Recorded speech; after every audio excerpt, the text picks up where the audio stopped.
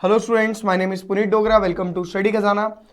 आज हम लोग स्ट्रेट लाइन स्टार्ट करेंगे और अच्छा चैप्टर है, इंपॉर्टेंट चैप्टर है पूरे 11th के लिए। सबसे आप कह सकते हो टॉप 3 इंपॉर्टेंट चैप्टर में से एक है।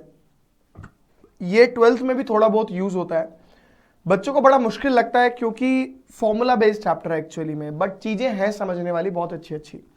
लेकिन अगर आप लोगों ने ढंग से इसके फॉर्मूलाज को समझ लिया, लर्न कर लिया, पढ़ लिया, तो आपसे कोई भी क्वेश्चन इसका मिस नहीं होगा। ये चैप्टर इतना आसान है।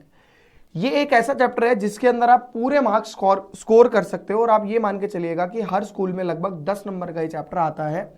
बाकी स्कूल की वेटेज के ऊपर डिपेंड करता है क्योंकि हर स्कूल 11th में अपनी खुद की वेटेज बनाता है, तो उसके अंदर हम कुछ नहीं कर सकते। आप लोगों को ढंग से पढ़ना पड़ेगा इस चैप्टर को। बहुत आसान है ये, कुछ नहीं है इसके अंदर। देखिए, सबसे पहले हेडिंग डालिएगा स्ट्रेट लाइंस।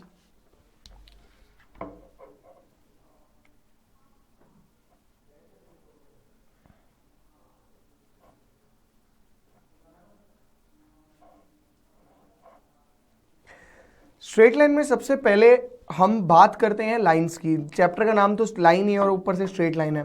एक लाइन जो स्ट्रेट लाइन है कुछ इस तरीके से होती है, ये सबको पता है। अब ये लाइन किसी भी हॉरिजॉन्टल एक्सिस से, कितनी टिल्टेड है, कितनी टेढ़ी है, उसको हम बोलते हैं स्लोप। अगर कोई लाइन किसी भी हॉरिजॉन्टल एक्सिस से जितनी भी टेढ़ी होती है वो उस लाइन का स्लोप होता है। ये लाइन कितनी टेढ़ी है, दैट इज कॉल्ड स्लोप। ठीक है, यानी स्लोप का मतलब होता है एक लाइन कितनी टिल्टेड है किसी भी हॉरिजॉन्टल एक्सिस से। Slope is always equals to tan theta. अगर ये थीटा एंगल बना रही है विद पॉजिटिव एक्सिस, तो आप कह सकते हो कि स्लोप जो है, किसी भी लाइन का जो स्लोप है वो हमेशा क्या होगा, tan थीटा होगा। बट अब बच्चों के मन में एक क्वेश्चन आता है कि सर tan ही क्यों? tan इसका रिश्तेदार है, tan इसके चाचा का लड़का है? नहीं सर, ऐसा कुछ नहीं है। tan थीटा ही क्यों हम लेते हैं स्लोप? tan थीटा स्लोप लेने का कोई और हमारा मकसद नहीं है, बहुत सिंपल सा कहानी है, उस कहानी को हमें समझना है और कुछ नहीं है। देखिए, जैसे जब आप बात करते हो एक सर्कल की, एक सर्कल में अगर मुझे इस पॉइंट पर डायरेक्शन निकालनी है, मतलब ये पॉइंट मान लो इस लाइन का ये वाला है, अगर मुझे इस पॉइंट पर डायरेक्शन निकालनी है तो हम क्या करते हैं, हम यहां से एक टेंजेंट ड्रॉ कर देते हैं, याद है। और स्लोप भी डायरेक्शन ही होती है। डायरेक्शन भी कह सकते हो एक लाइन कितनी टेढ़ी है, ये भी कह सकते हो कि थीटा। तो अगर इसको हम बोलें तो इसको क्या बोलेंगे, tangent of angle is called tan theta. तो आप कह सकते हो कि tangent theta is slope is direction. Slope का मतलब भी डायरेक्शन ही होता है, और एक लाइन कितनी टेढ़ी है किस डायरेक्शन में, उसको हम बोलते हैं उसका स्लोप। एक लाइन कितनी टेढ़ी है किस डायरेक्शन में, दैट इज कॉल्ड स्लोप, जिसको हम डिनोट करते हैं टेंजेंट थीटा से। बट एक बात याद रखें कि कॉस थीटा, साइन थीटा वगैरह वगैरह इसका फॉर्मूला नहीं होता। उसके पीछे रीजन मैं आपको दे चुका हूं। क्यों? क्योंकि अगर इस पॉइंट पे आपको डायरेक्शन निकालनी है तो आप क्या करोगे, यहां से एक टेंजेंट ड्रॉ करोगे। इसको मैं टेंजेंट बोल सकता हूं। एक टेंजेंट कितने एंगल पर टिल्टेड है, एक्स एक्सिस से यानी हॉरिजॉन्टल एक्सिस से, क्योंकि बेस हम हमेशा हॉरिजॉन्टल एक्सिस लेते हैं, उसको हम बोलते हैं किसी भी लाइन का स्लोप। लिखना नहीं है अभी, ठीक है। अब देखिए सर, मैंने बोला स्लोप के बारे में पढ़ रहे हैं हम। सबसे पहले स्लोप की डेफिनेशन आप लोगों के समझ में आ गई। स्लोप को generally it is generally denoted by small m, that is equals to tan theta if theta is angle made by positive x axis. इस पॉइंट को ध्यान रखें, पॉजिटिव एक्स एक्सिस, ये पॉइंट बहुत इंपॉर्टेंट है, ठीक है। स्लोप निकालने का पहला तरीका। स्लोप निकालने का दूसरा तरीका, m is equals to y2 minus y1 upon x2 minus x1 if 2 points are given. अगर 2 पॉइंट्स गिवन है तो, इफ 2 पॉइंट्स आर गिवन, आप कह सकते हो 2 पॉइंट कौन कौन से हैं, x1 y1 and x2 y2। मैं आपको बताता हूं कैसे, ये क्यों होता है, ठीक है। जैसे कि अगर आपने बोला ऐसे एक लाइन जा रही है कुछ इस तरीके से, ठीक है, देखते रहिएगा, कोई जरूरत नहीं है अभी कॉपी करने की, आराम से आपको टाइम दिया जाएगा। उस पे 2 पॉइंट्स हैं, x1 y1 and x2 y2।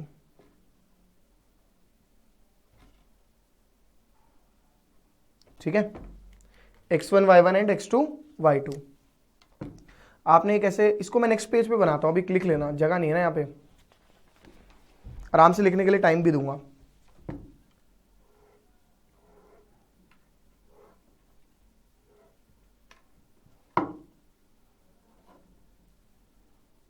x2 y2 और x1 y1, ठीक है।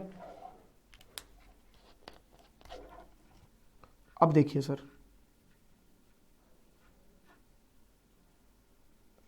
यहां से यहां तक मैं क्या बोल सकता हूं, y2, क्यों, सॉरी x2, क्योंकि ये पॉइंट किससे बना होगा आपका, x2 से, x2 और y2 से बना होगा ना, तो इसको पूरे को क्या बोल सकते हैं, y2 बोल सकते हैं, बोल सकते नहीं बोल सकते, ठीक है ना। इसको ज्वाइन कर दो। अच्छा, यहां से लेकर यहां तक ये पार्ट और ये पार्ट, यहां से यहां तक क्या कहलाएगा, x1 कहलाएगा, कहलाएगा नहीं कहलाएगा, x1 कहलाएगा ना। अगर मैं इस पार्ट की बात करूं, खाली यहां से लेकर यहां तक की बात, ये पूरा x2, ये पूरा x1, यानी x2 माइनस x1 कह सकता हूं। यहां से लेकर इसको माइनस किया तो ये पार्ट निकल जाएगा। उसी तरीके से ये पूरा y2 है आपका, ये पूरा y1 है आपका, आप देख लीजिए y1 है, तो ये पार्ट क्या हो जाएगा, y2 माइनस y1। अच्छा, अभी अभी आपने ये पढ़ा था एंगल थीटा, ये angle theta, slope is equals to tan theta, और टैन थीटा का बचपन में फॉर्मूला पढ़ा था परपेंडिकुलर अपॉन बेस, यानी y2 minus y1 upon x2 minus x1, यानी अगर दो पॉइंट हो तो आप ये फॉर्मूला भी लगा सकते हो, या फिर परपेंडिकुलर अपॉन बेस की बात करके आप टैन थीटा को डिफाइन कर सकते हो। आगे बात समझने, पहले आप इसे कॉपी कीजिए।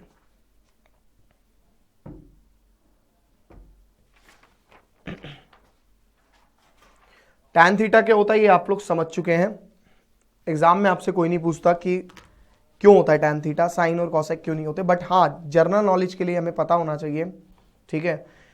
क्योंकि अगर आप इस तरीके से चीज़ों को पढ़ोगे तो बहुत फायदे में रहोगे, और मैं आपको चैलेंज कर रहा हूँ, आप अपने फ्रेंड से पूछो, वो बता भी नहीं पाएंगे आधे से ज़्यादा। आधे से ज़्यादा पता है किससे बताएंगे, कहेंगे 2 पॉइंट्स होते हैं, 2 पॉइंट्स का स्लोप ये होता है।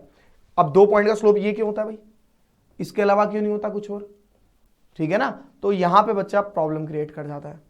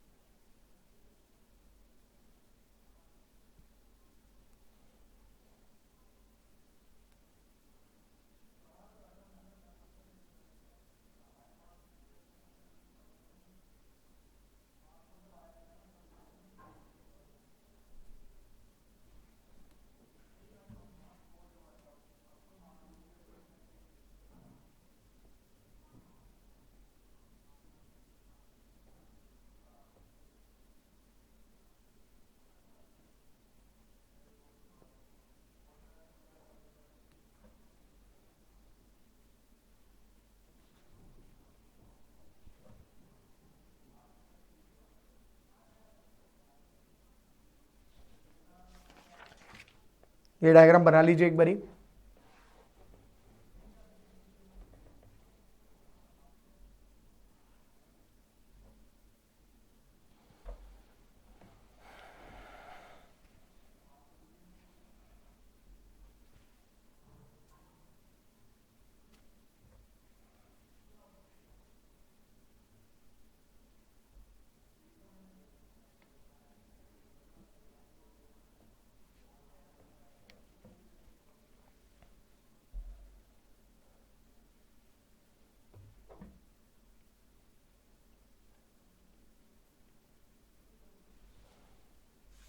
देखिए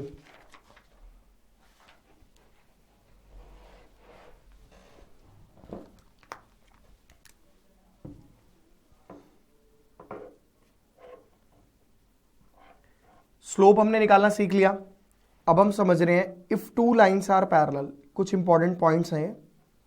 इफ 2 लाइन्स आर पैरेलल, अगर 2 लाइन पैरेलल है तो ये लाइन, एक लाइन ये हो गई, एक लाइन ये हो गई, ये दोनों लाइन पैरेलल है, जो ये एंगल होगा थीटा और जो ये एंगल होगा थीटा, ये दोनों बराबर होंगे, तो आप कह सकते हो कि इनके स्लोप इक्वल है। Therefore m1 equals to m2, line 1 और लाइन 2 के स्लोप इक्वल हो गए। अगर if 3 points are collinear,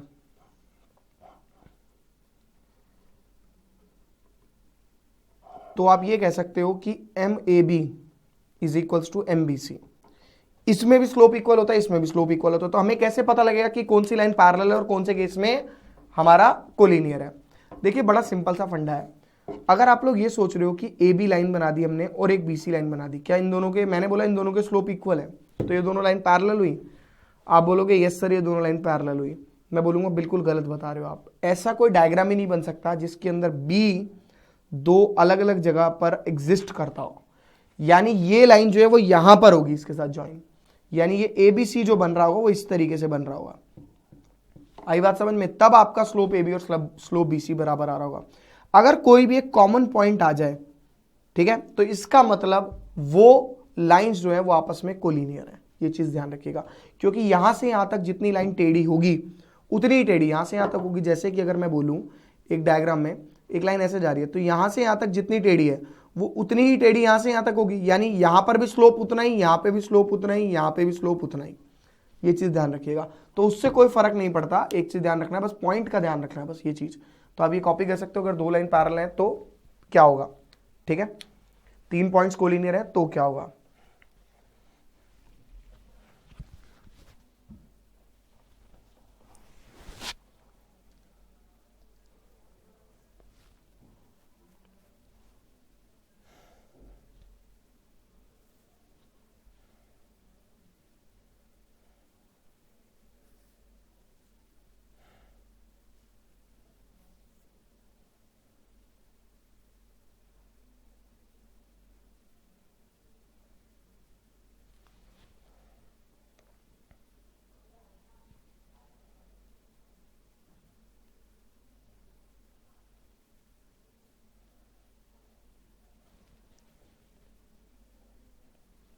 third case पर आते हैं।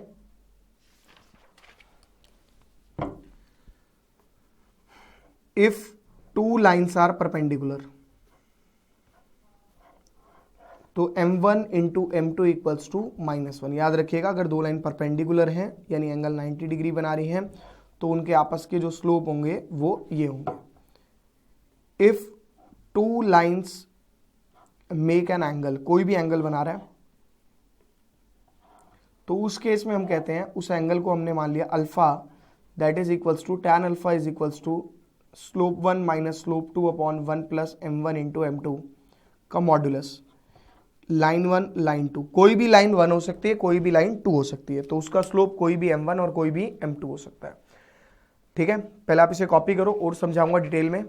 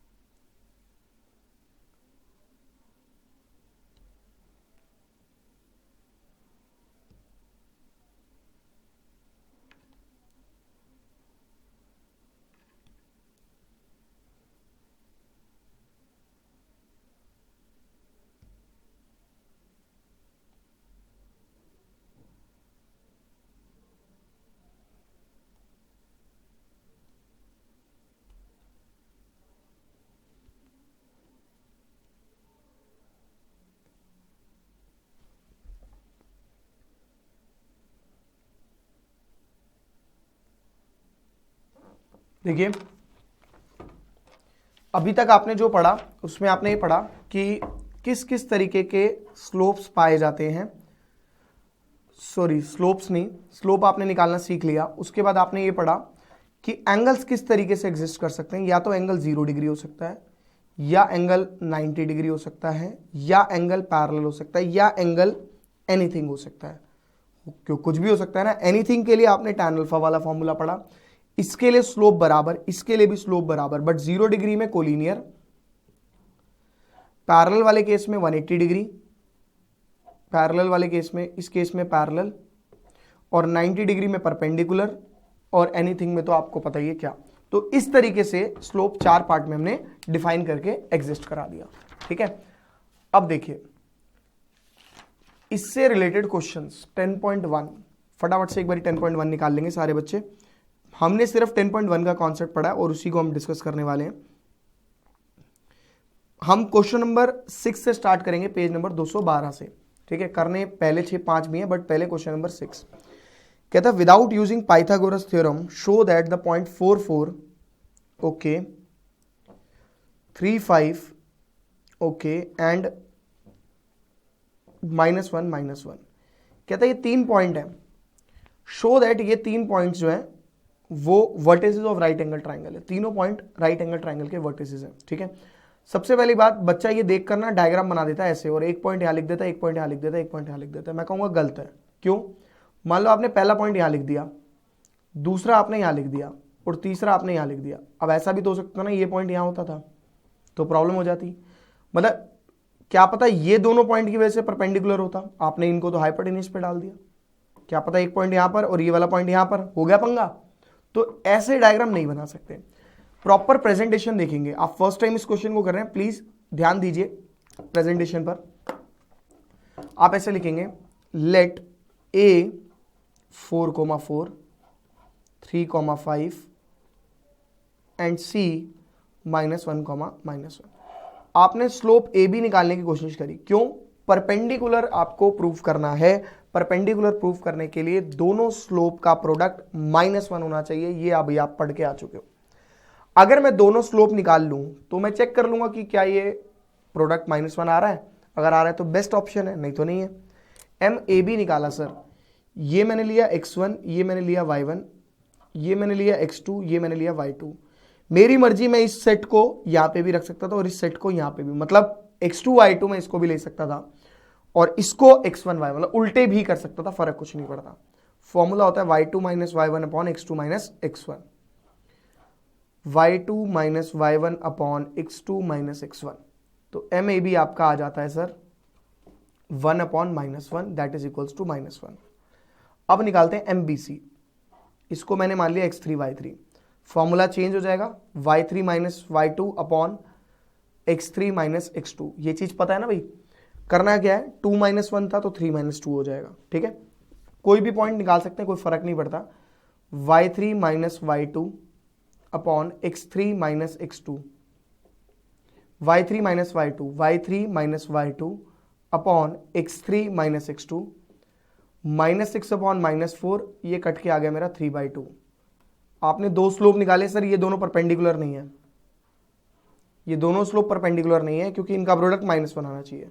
तो सर ये तो गलत हो गया। नहीं, क्यों गलत हो गया? एम ए सी निकाला क्या आपने? नहीं, एम ए सी जब निकालने बैठेंगे तो हम लिखेंगे y3 - y1 upon x3 - x1, that is equals to y3 - y1 upon x3 - x1, that is equals to -5 upon -5। ये कट गया, 1 आ गया। अगले पेज पे मैं लिखूंगा सिंस, अभी लिखना नहीं है, M A B into this,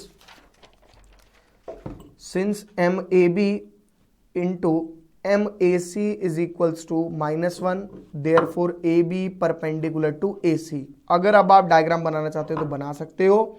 A point common है, यानी ए यहां पर होगा, बी यहां पर और सी यहां पर। अब देख लो, ए बी परपेंडिकुलर टू ए सी, जो पॉइंट कॉमन होता है वो हमारा बीच में आता है। ये चीज ध्यान रखेंगे। ठीक है, अगर मैं बी को यहां पे बनाया था तो पंगा नहीं पड़ जाता।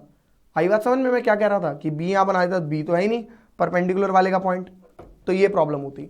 तो इसलिए पहले डायग्राम नहीं बना सकते जब तक प्रूव नहीं कर देते। चलिए कॉपी कर सकते हो अब आप इसको।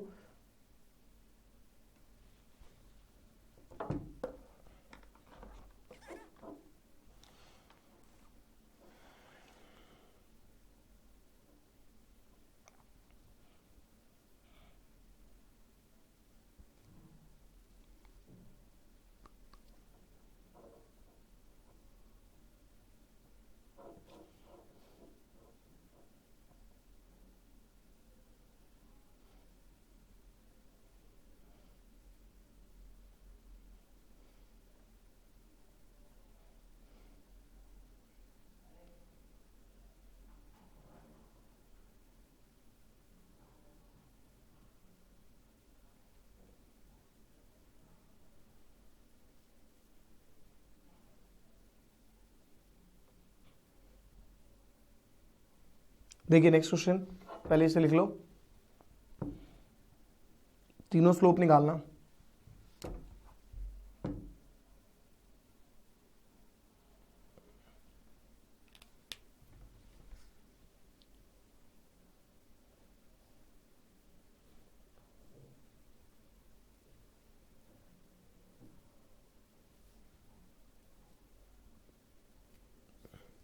ज्यादा क्वेश्चन नहीं कराऊंगा आज की क्लास में। Question number 7, find the slope of line which makes an angle 30 degree with positive y axis measured anti clockwise. बच्चे मैं पूरी लाइन लिख देता हूं, फाइंड द स्लोप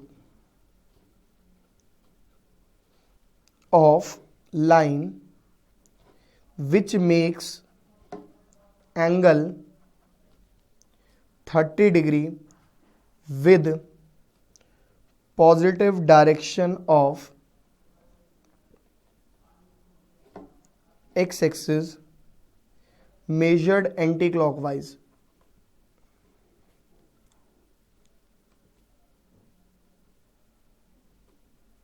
ठीक है, देखिए find the slope of line, एक लाइन का स्लोप निकालना है जो कि 30 डिग्री का एंगल बना रही है with anti clockwise measured of y axis.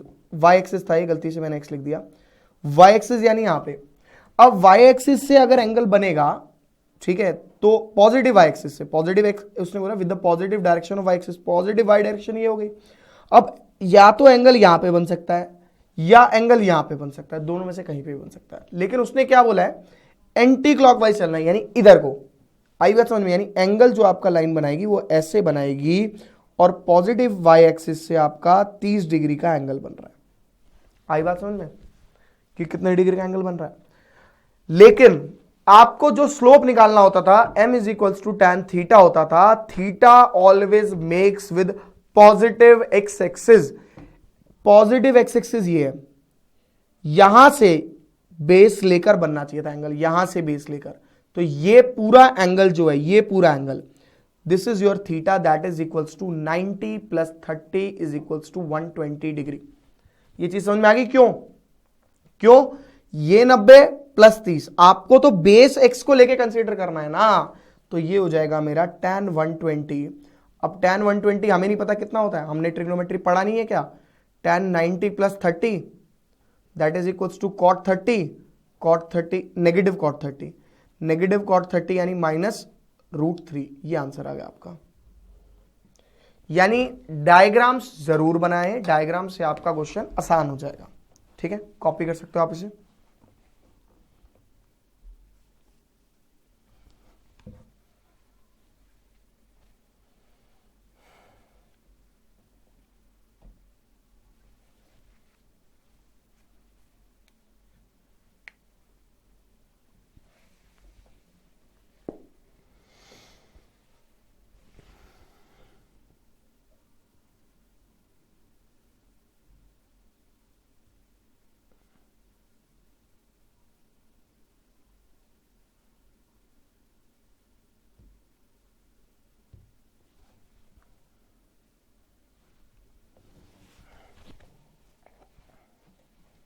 देखिए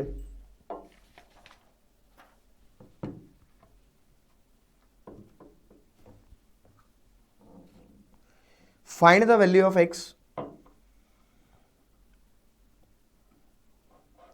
पॉइंट्स दिए हुए हैं,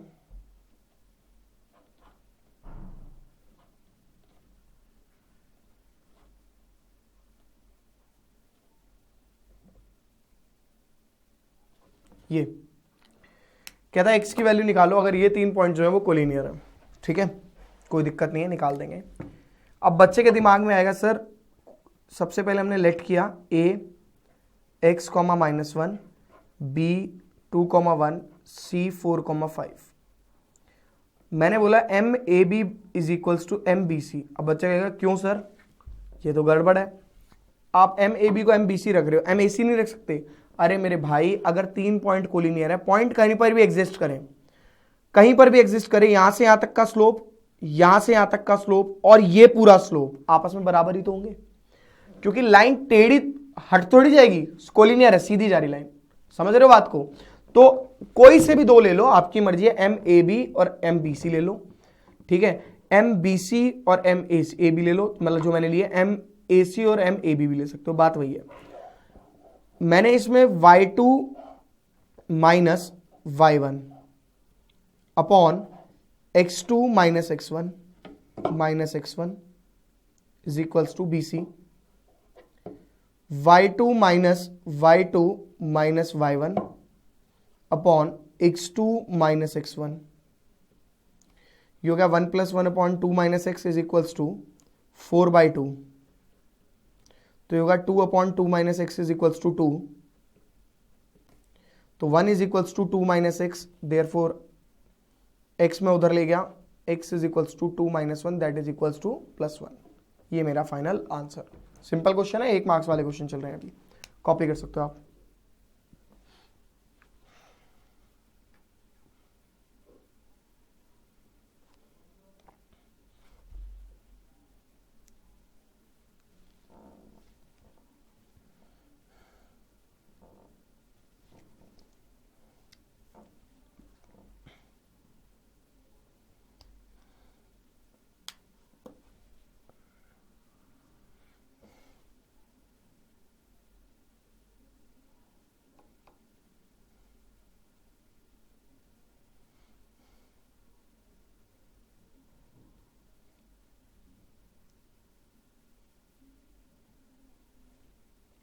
देखिए question, without using distance formula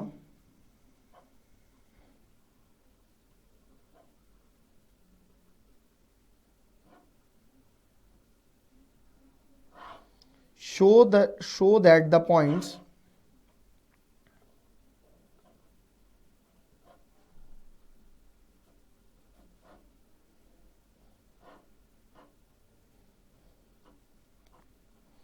ये 4 पॉइंट जो है वो वर्टिसेस ऑफ पैरेललोग्राम है।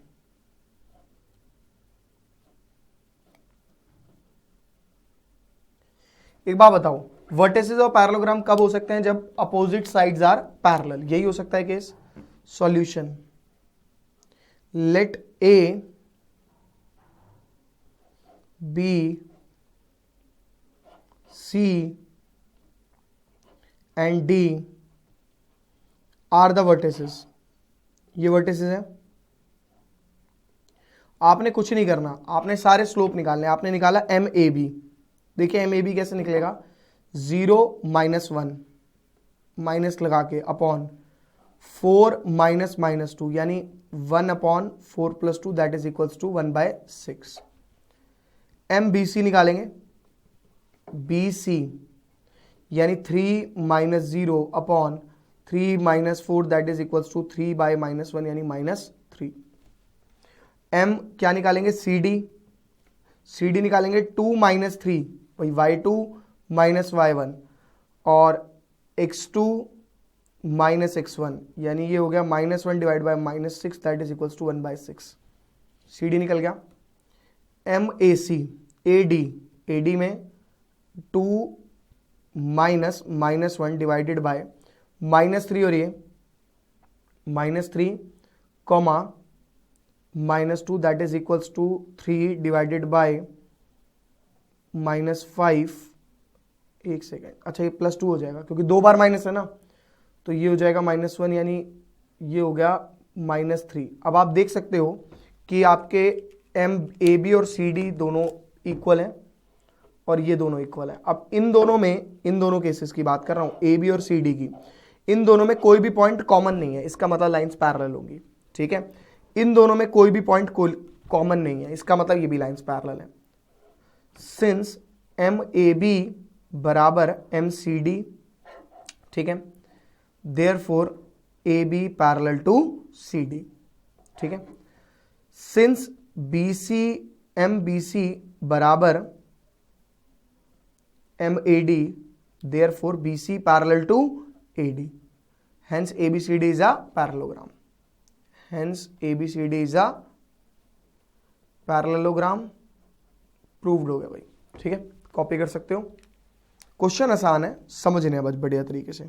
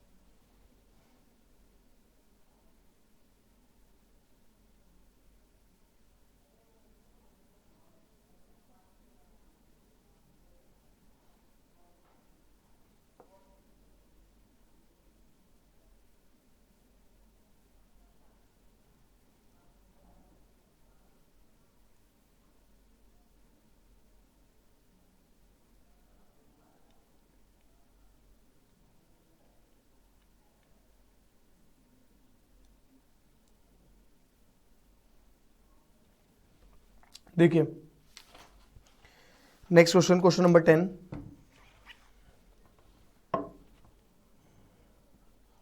Find the angle between x axis and line joining the points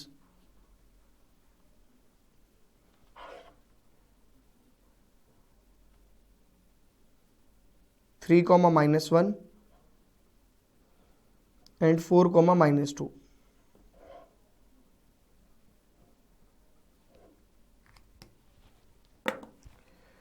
Angle between x axis and line joining the point this and this.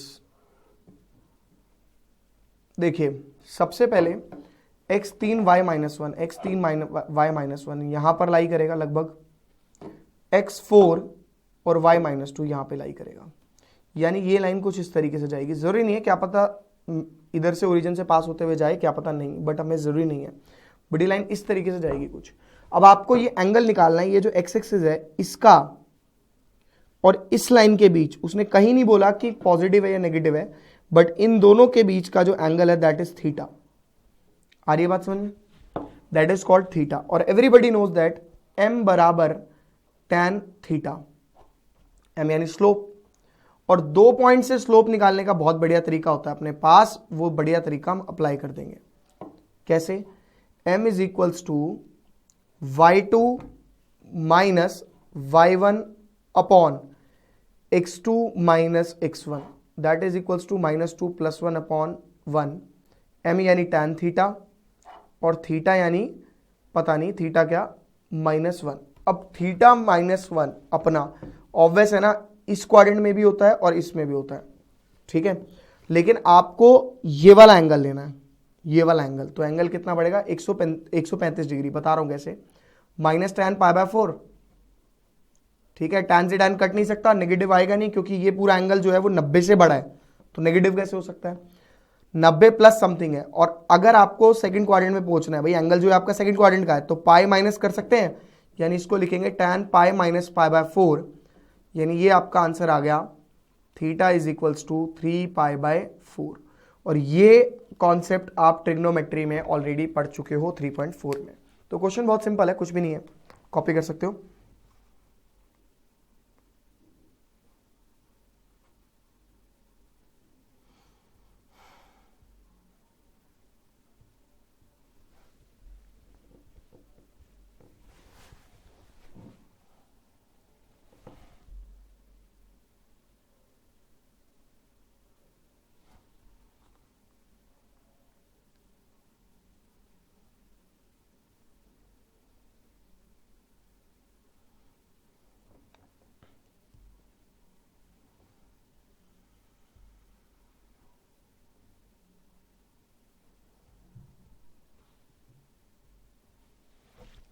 देखिए question number 11,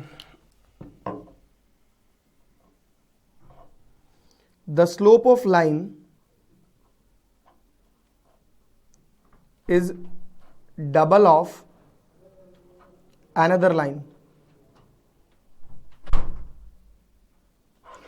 if the tangent of angle between them, if tangent of angle between them is 1/3, find the slope.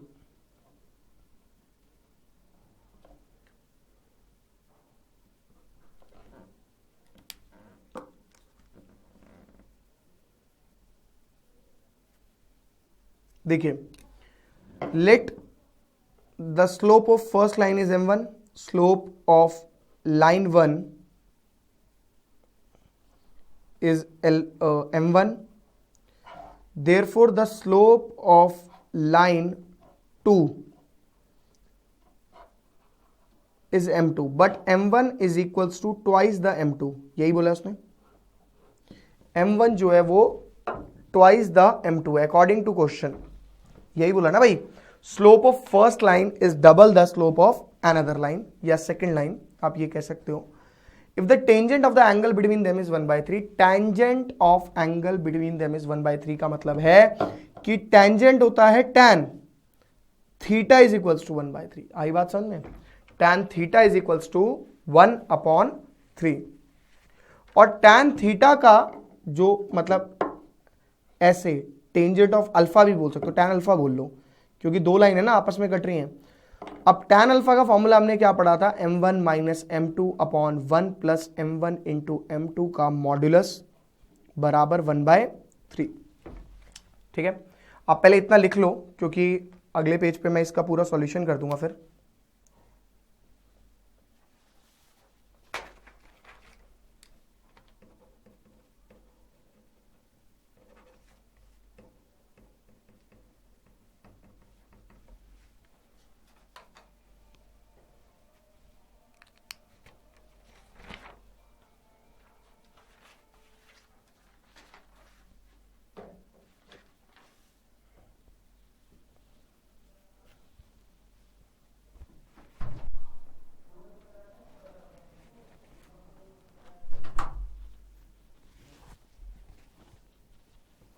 लिख लिया? देखिए मैंने क्या किया, मेरा step था m1 minus m2/1 plus m1 into m2 mod is equals to 1/3। मैंने इधर से लिखा m1 minus m2/1 plus m1 into m2 is equals to plus minus 1/3, क्योंकि जब भी मॉड हटता है तो प्लस माइनस आता ही आता है, ये चीज ध्यान रखनी है। ठीक है, आ गया प्लस माइनस, कुछ नहीं करना, प्योर कैलकुलेशन करनी है। पहले प्लस उठा लो, पहले आइदर लेके आइदर और करके आइदर इज इक्वल्स टू 1/3। अब आपने देखा m1 की वैल्यू क्या थी? 2m2, वैल्यू डाल दें।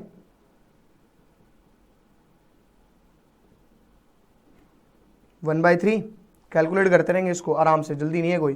ठीक है, ये हो जाएगा, ऊपर आ गया m2 divided by 1 plus 2m2 का स्क्वायर। अगले पेज पे करता हूं, m2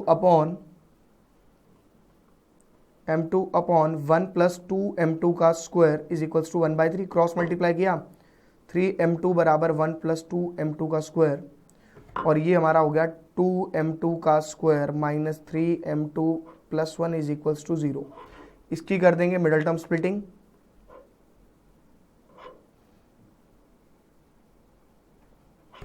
टू कॉमन आया, 2m2 कॉमन आया, मेरा क्या बचेगा? m2 minus 1 common, m2 minus 1 is equals to 0।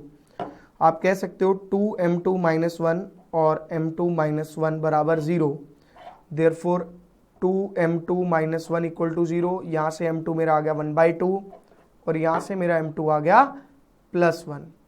But m2 नहीं निकालना मुझे, दोनों टर्म्स निकालनी है।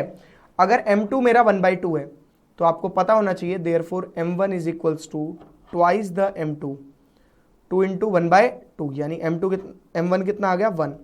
यानी अगर m1 प्लस 1 होगा तो m2 1/2 होगा। लेकिन अगर m2 ये हुआ तो m1 मेरा क्या था? डबल ऑफ m2, यानी 2 इंटू 1, 2 लिख दूं डायरेक्ट, तो m1 कितना हो जाएगा मेरा उस केस में? 2। आई बात समझ में? और इधर कितना आ रहा है? 1 आ रहा है। ठीक है ना, अभी कंप्लीट नहीं हुआ भाई, -3 वाला तो रह गया। आइदर और करके, जल्दी नहीं मचानी, आराम से, अभी कॉपी करने के लिए टाइम दूंगा। m1 minus m2 upon 1 plus m1 into m2 equals to minus 1/3। Cross multiply किया, 3m1 minus 3m2, sorry value तो डाली नहीं, 2m2 minus m2 upon 1 plus 2m2 into m2 equals to 1 minus 1/3। 6m2, oh sorry पहले से simplify कर लो, m2 upon 1 plus 2m2 का square is equals to minus 1/3। Cross multiply कर देते हैं सर, 3m2 बराबर -1 माइनस 2m2 का स्क्वायर। आई बात समझ में? मैंने करा 2m2 का स्क्वायर प्लस 3m2 माइनस 1 बराबर 0, यानी ये हो जाएगा इस तरीके से, plus 2m2, oh sorry 3m2 middle term splitting करके लाना है हमें, प्लस 1 आएगा यार ये तो, अच्छा ये भी 1 ही तो होगा। ठीक है, प्लस 1 इक्वल्स टू 0। इधर से 2m2 लिया common, m2 plus 1 common, m2 plus 1 is equals to 0। 2m2 plus 1 equal, और ये m2 प्लस 1 इक्वल्स टू 0। अब 2m2 प्लस 1 इक्वल टू 0, तो मेरा m2 कितना आ गया, -1/2। देयरफॉर m1 क्या था, डबल ऑफ m2, तो 2 इंटू -1/2 यानी कितना आ गया मेरा m1, उस केस में -1। और अगर m2 प्लस 1 इक्वल टू 0 होगा तो m2 कितना हो जाएगा, -1।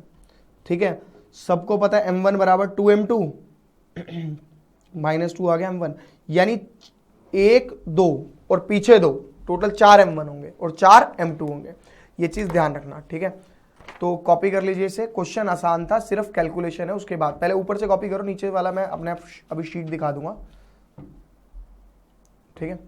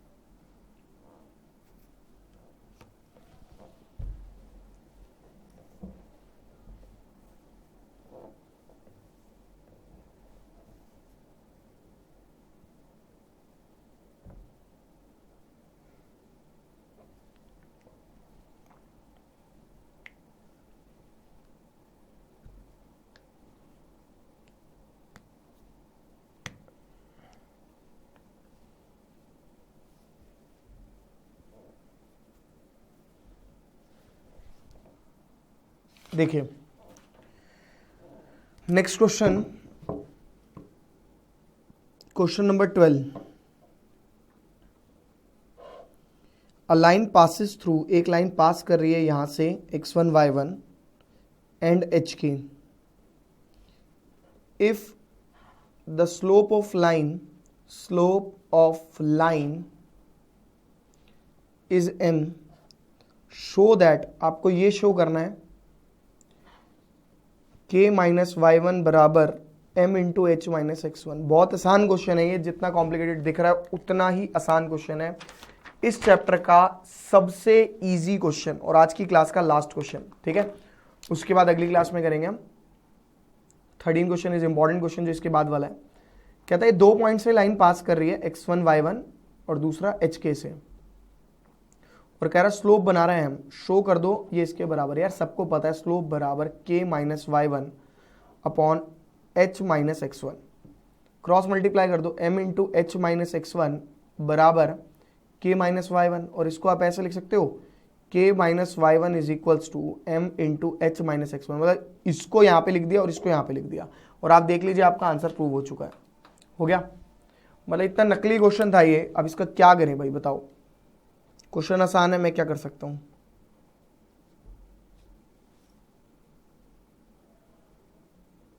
कॉपी कर लो फटाफट।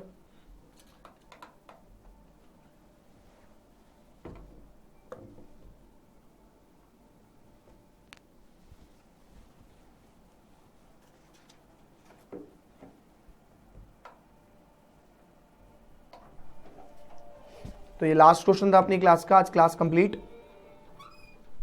ठीक है, तो अब आप लोगों से नेक्स्ट क्लास में मिलेंगे। Bye bye, see you, tata, good night, शब्बा खैर, शुभ रात्रि, सायोनारा, टिंग टोंग।